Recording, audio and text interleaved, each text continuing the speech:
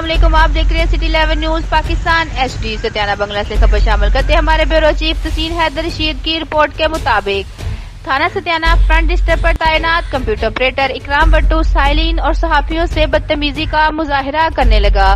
بد اخلاق ہونے کی وجہ سے SHO اور تھانہ کی بدنامی کا باعث بننے لگا۔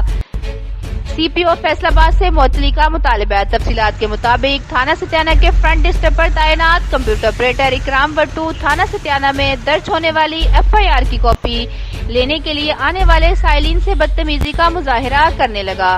بد اخلاقی کی وجہ سے SHO اور تھانہ کی بدنامی کا باعث بننے لگا۔ تھانوں میں سائلین کو عزت دینے کی اعلیٰ افسران کی وارننگ کی دھرچیاں اڑانے لگا۔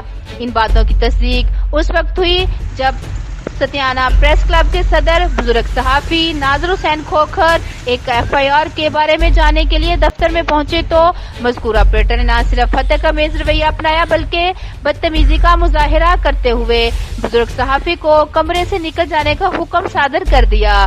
صحافی کے ساتھ ہونے والی بدتمیزی کے بعد ستیانہ پریس کلب کے صحافیوں میں غم و غصے کی لہر دوڑ گئی۔